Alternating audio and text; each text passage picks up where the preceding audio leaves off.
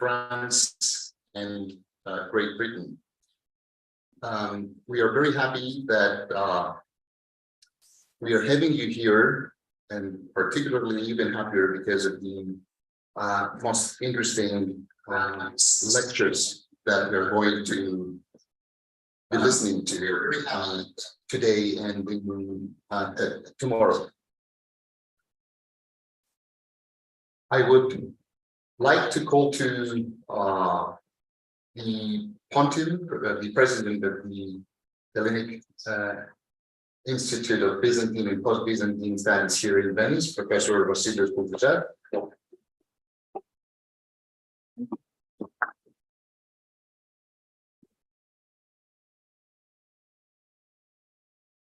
Distinguished guests and colleagues, I have the pleasure to welcome you to the headquarters of the Hellenic Institute of Byzantine and Post-Byzantine Studies in Venice, a research center that with its scientific and educational activity has gained respect and prestige in the international scientific community. The Institute has already started the journey of rapprochement with Indian culture and civilization, having the Greek letters as a unifying bridge, finding a fertile ground for cooperation with Nehru University. He has already held a scientific conference in New Delhi the previous year with remarkable success, and last summer we launched a series of courses on Greek paleography with participating postgraduate students from that country, the India. It was decided that the next step was appropriate: the organization of a major conference concerning the Greek and Indian world, again in collaboration with Nehru University at the Institute's headquarters in Venice. The conference will confirm our commitment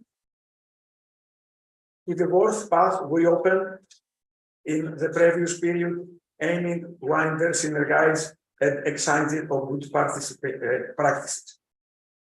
As we'll see in this conference, eminent scientists, experts in the individual scientific fields have been invited.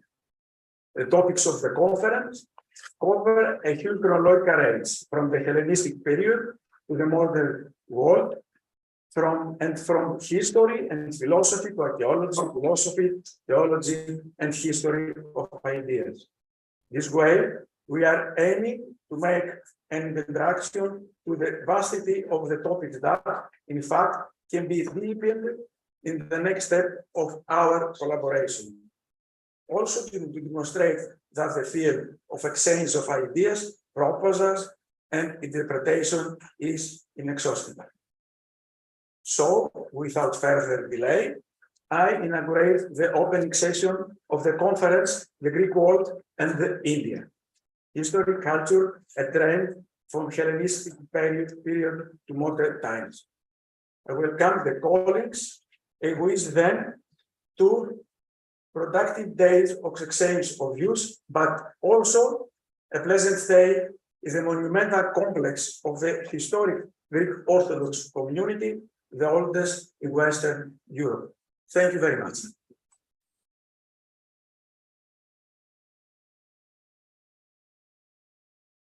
Thank you, Professor Koukousas. The organizing committee would now like to call to the podium Professor Anil Kumar Singh, Greek Chair of Jawaharlal Nehru University in India.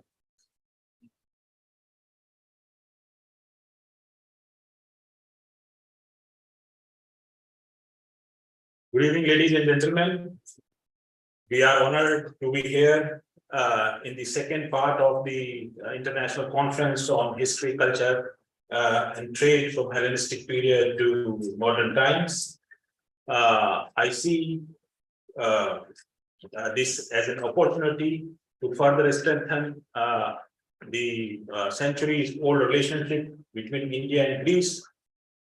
India representing the Eastern consciousness and Greece representing the Western had been in close contact since the remote antiquity.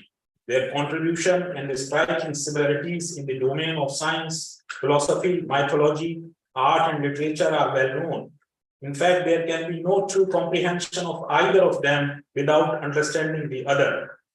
On account of the similarities between the Vedic and ancient Greek gods and the structural resemblance between the Sanskrit and Greek words, the early European Indologists suggested the common Indo-European origin of both the cultures.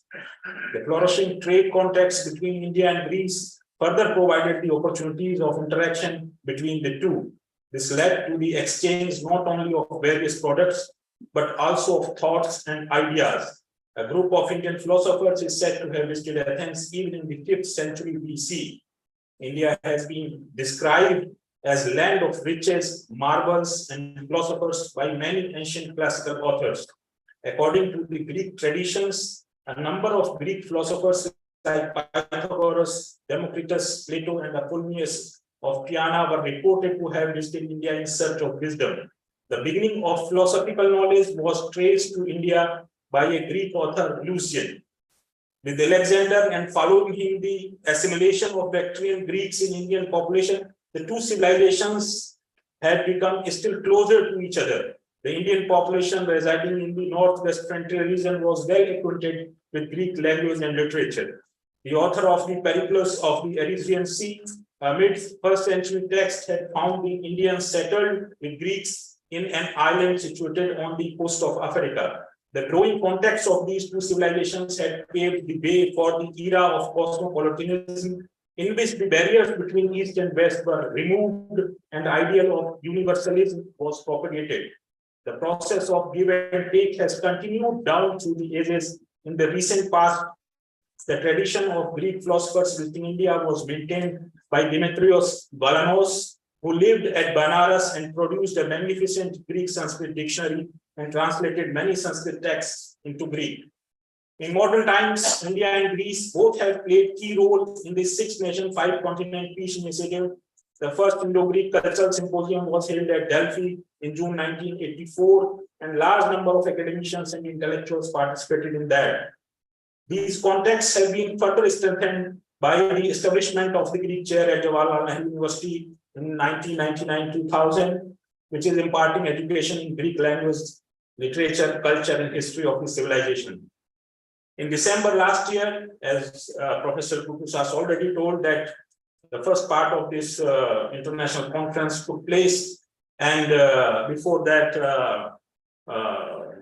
His Excellency Nikos Dendias visited India, and he started a new phase of interaction between high-level civil and military officials. And we all know that recently our Prime Minister, Honorable Narendra Modi ji, visited Athens, and both countries have made agreements between them regarding further interaction between field of art, culture, geopolitics, etc. So this new era of interaction of these two cradles of democratic civilizations will definitely prove beneficial to whole world, not only of for these two countries. I am honored to be here and grateful to the Hellenic Institute of Byzantine and Post-Byzantine Studies to invite us all here. Thank you very much. Thank you, Professor Singh. Professor Shoba Sivasankaran, the Dean of the School of Languages and Culture in Jawaharlal Nehru University. Thank you, Professor. Thank you.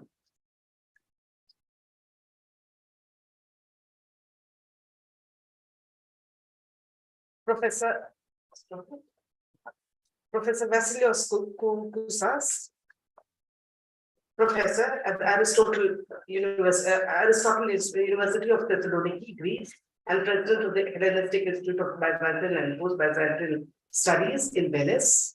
Dr. Anil Kumar Singh, Greek chair at JNU.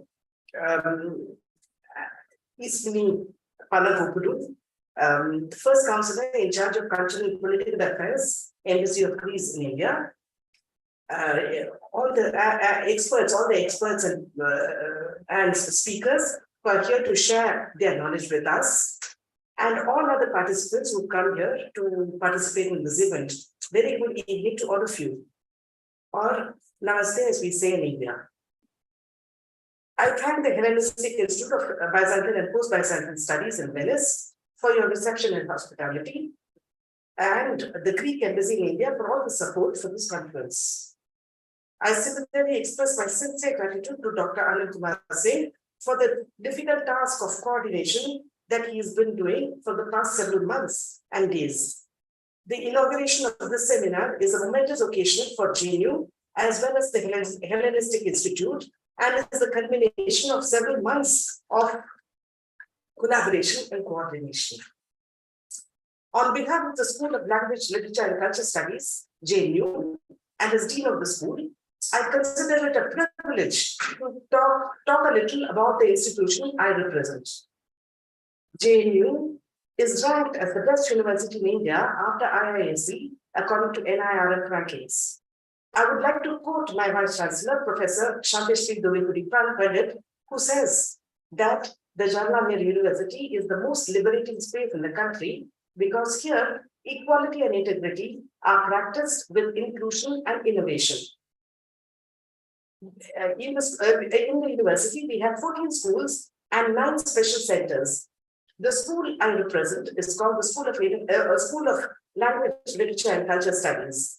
It is the largest school in JNU and has close to 5,000 students.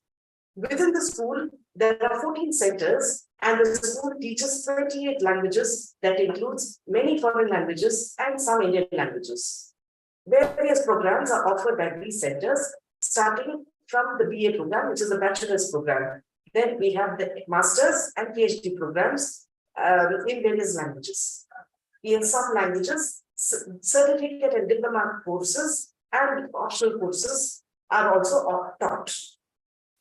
It is the first school. It is the first school of language literature. It is the first and finest school of language, literature, and culture studies in Asia. The Greek chair was established in the year 1999-2000 by an agreement between the government of Greece and JNU.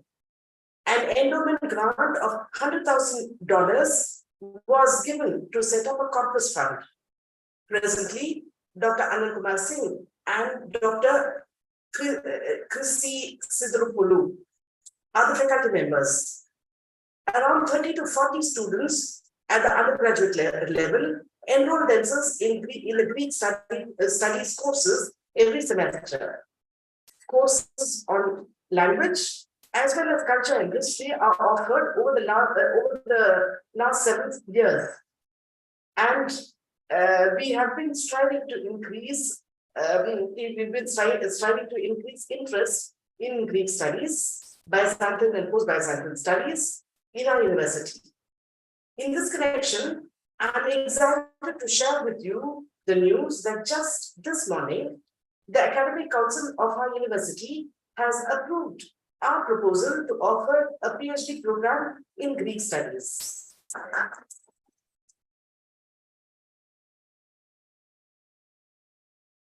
The course will be offered from the coming academic year. This is a historic step because JNU will be the first university in the region to open its doors for research in Greek studies and carry out research work in a still unexplored domain, at least in our region. Our experts who are going to talk and present papers in this conference will tell us about relations between India and Greece that have existed since ancient times. With more and more researchers in the area, these relations will be explored better and will contribute to core knowledge. The Greek chair in JNU will be a nodal institution to promote academic and cultural exchanges between India and Greece.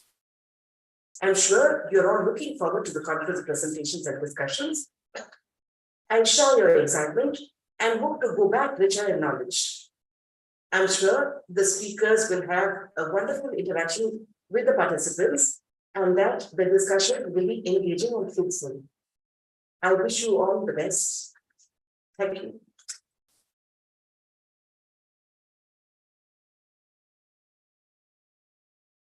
Professor Sivasankaran, and after this wonderful news of the PhD program of studies of Greek language in JNU, we have the opportunity to hear the message from Dr. Meenakshi Lekhi, Union Minister of State, Ministry of External Affairs, and Ministry of Culture of the Government of India.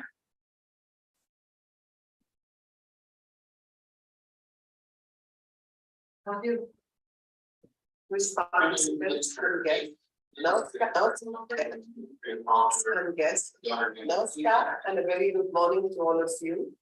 I'm delighted to welcome you in the international conference titled The Greek World and India, History, Culture, and Trade from Hellenistic Period to Modern Science, being co-organized by the Hellenic Institute of Byzantine and Post-Byzantine Studies and the Greek chair, Vasileios at Jawaharlal University, New Delhi, and the Hellenic Institute of Byzantine and Post-Byzantine Studies in Venice from 12-13 September 2023.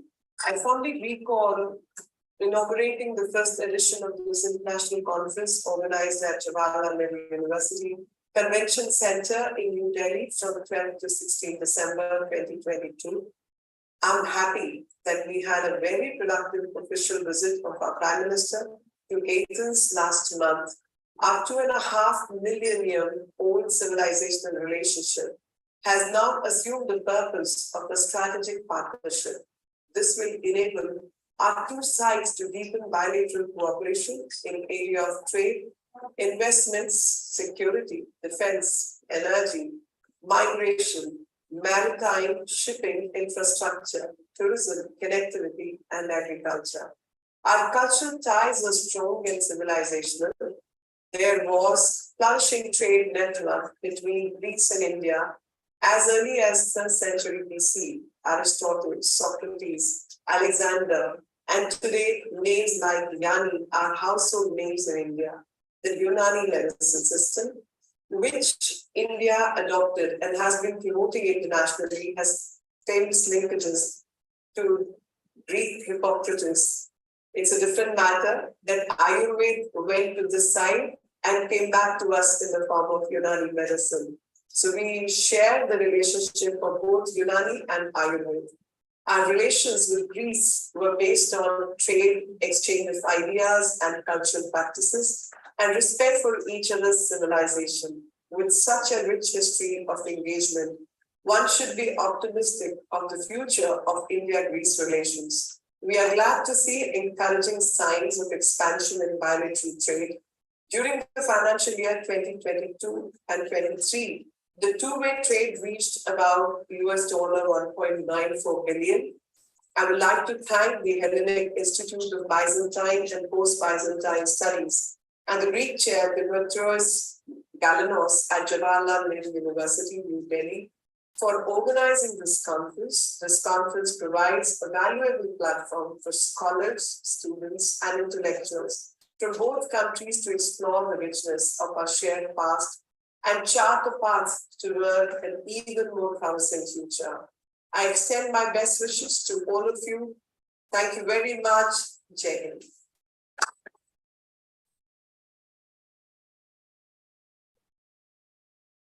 The message from Professor Ioannis, Secretary General for Greeks Abroad and Public Diplomacy, Ministry of Foreign Affairs, Hellenic Republic follows. Your Excellencies, distinguished guests, the organization of a second conference on the relations of the Greek world with India over the centuries is the best proof of the success of the first international conference titled The Greek World and India. It is therefore with great pride and pleasure that I open the proceedings of this second conference, in which further research on topics explored in the first will be presented now. The two nations, Greeks and Indians, have been in constant contact from the beginning of recorded history to present times, exchanging ideas and human capital in the realms of art, letters, philosophy, of science, in various instances in their long history.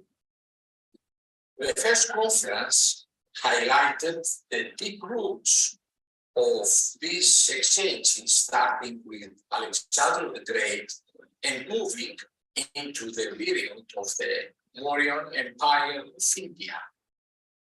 The edicts of Ashoka the Great, a few of which were conveyed in the Greek language and were inscribed in stone in the Greek script, are a testament, several aspects of which were commented on during the first conference. Greeks and Buddhists were fused in Central Asia and Northwestern India, producing the high aesthetic style of the Buddhist art of Gadhara, also known as the Greco-Indian or Greco-Buddhist style.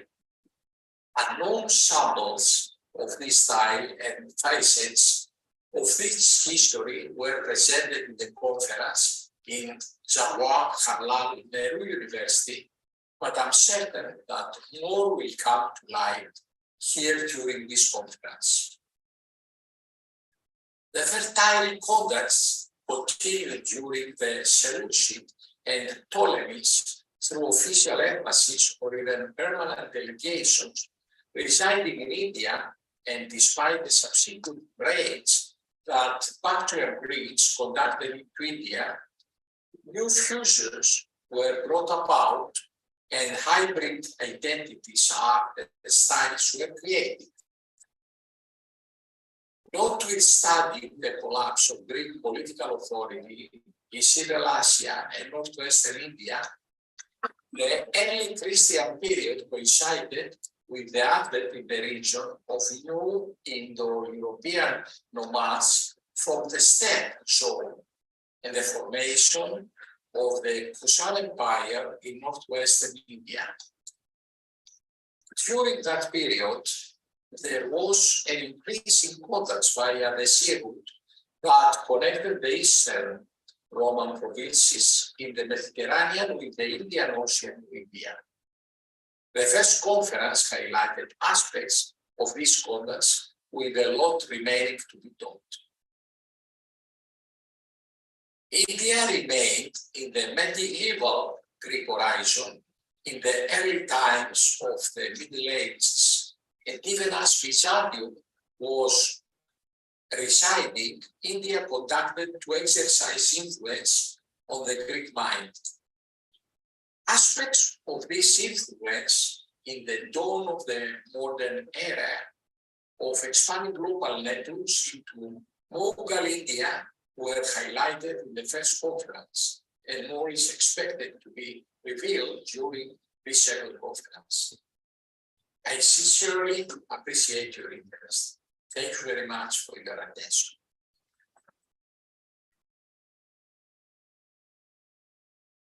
The organizing committee would also like to convey the greetings and wishes for successful conduct of Meenakshi, Ambassador of India in Italy, and Eleni Sourani, Ambassador of Greece in Italy, both of whom were unable to make it to the workings of the conference due to unexpected occurrences. We may now begin session A of today's gathering. I would like to call Professor Anil Kumar Singh. Throughout the centuries, they have been characterized by a deep mutual. Distinguished participants, it is my great honor to address you at the opening of the conference, The Greek World and India, History, Culture and Trade from the Hellenistic period to modern times. The relations between India and Greece go back thousands of years. Throughout the centuries, they have been characterized by a deep mutual admiration, and respect. On these foundations, we foster today our bilateral cooperation and further reinforce our ties to the future. A few days ago, on August 25th, the Greek government and people warmly welcomed in Athens the Indian Prime Minister Narendra Modi. We were honored by this state visit that took place 40 years after Indira Gandhi's visit. Our two prime ministers agreed to upgrade our excellent bilateral cooperations to the level of strategic cooperation in all fields. As the Greek prime minister noted, being both maritime nations with firm values and rich histories, we can navigate together for a better future.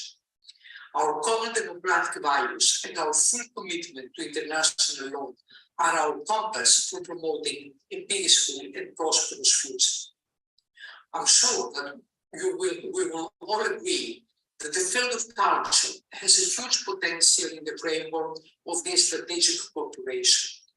Elements of our civilizations have been interwoven through periods of times, reflecting the openness of our nations. India and Greece are indeed cultural superpowers with long histories, unique traditions, and that enrich to found the world civilization and some of the most precious World Heritage Monuments. Today's conference will examine the historical context and milestones between the two nations during the past centuries in order to form a common historical region, a so-called topos, in which people, events, practices, ideas, and beliefs coexist. This common place will help us to understand the depth and the value of our historic relations. That is the foundation on which we develop our cooperation today. With this in mind, I would like to congratulate the Hellenic Institute of Byzantine and Post-Byzantine Studies in Venice and the Kumar University of New Delhi for their initiative to organize this conference with the participation of renowned academics. Their research work on trade and economy, politics and arts, ideas and ideology, as well as the perception of India by the European world through the Byzantine perspective, is valuable for our better understanding. I wish a fruitful and successful debate, and I thank the participants who certainly give added value to the initiative of the Hellenic Institute at the Lekhi University.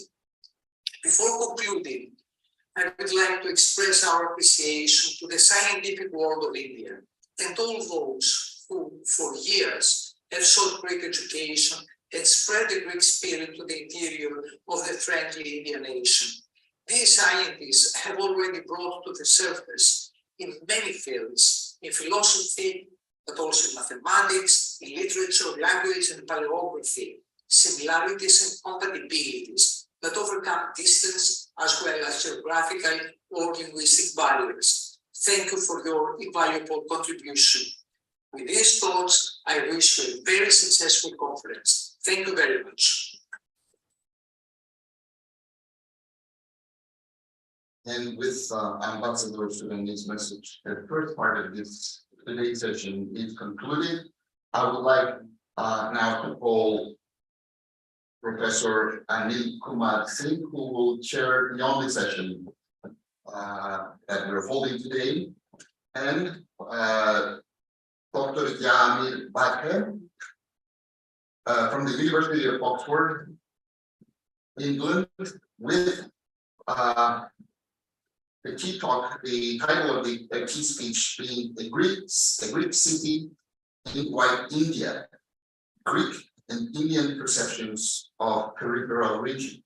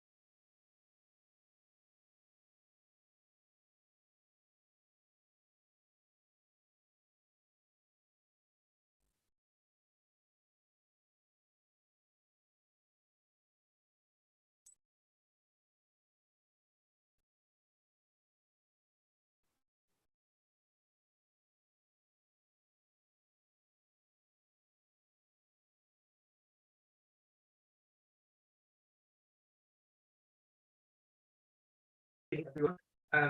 My name is Ioannis, and I am a recent classics graduate.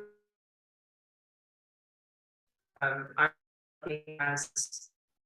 now working as an economics and strategy consultant, interest in Greece-India contacts in antiquity, something that has been my passion since I was very young.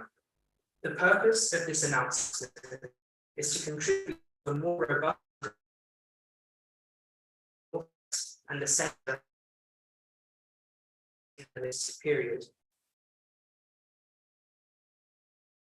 This description of the region of Arachosia, examining more closely his use of the coronym White India to refer to the region. So, we'll look at what the available body of Indian evidence tells us about why this coronym was used, the name connections between frontier and the rest of the subcontinent. Of all the sources that describe the Indian subcontinent, the Parthian stations of Isidore of Charax, composed sometime between the 1st century BC, the end of the 1st century BC, and the beginning of the 1st century AD, is both the most explicit and the most elusive. Little is known about Isidore, other than that he likely came from the city of Charax Fassilu, which is now in southern Iraq, and that he catalogued the trade route that led from the Roman-Parthian border at Siugma on the river Euphrates to the Parthian Empire's eastern frontier with the Indian subcontinent. Of particular interest to us is his description of Arachosia, a broadly defined region centered around the modern Afghan city Kandahar. I'll read out and translate Isidore's description.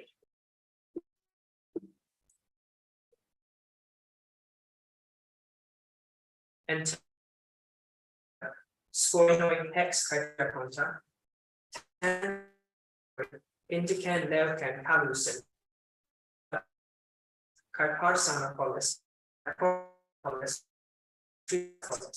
Eta Alexandropolis, Metropolis Aristias, Estida Hellenis, and Saraprotos, Acritutus. Beyond this Arachosia, Parthians call this White India, around the city of Bit and the city of Dagas. Then Alexandropolis, the metropolis of Arachosia.